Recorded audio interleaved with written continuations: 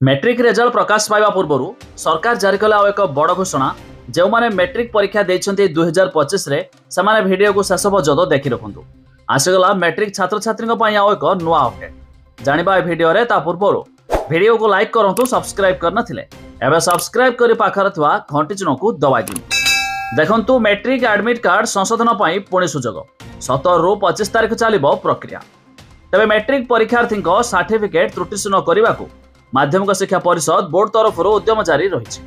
सही क्रम 2025 मैट्रिक परीक्षा देइथिबा छात्र छात्री एडमिट कार्ड रे जदि किछि त्रुटि रही तार संशोधन पई बोर्ड पक्षरु पुणी थरे सुजोग प्रदान कराइछि। तबे स्कूल कर्तृपक्ष निज निज छात्र छात्री एडमिट कार्ड रे आवश्यक संशोधन पई आसंता 17 तारिख रु 25 तारिख मध्य रिपोर्ट प्रदान करि पारिबे बोली बोर्ड पक्षरु विज्ञप्ति प्रकाश जारी कराइछि।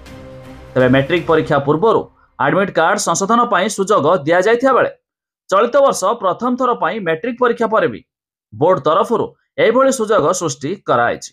तबे जो परीक्षार्थी ना अभिभावक ना बयस स्कूल ना आदि भूल रहिथिबो समाने निज स्कूल प्रधान शिक्षक माध्यम आवेदन करिपारिबे।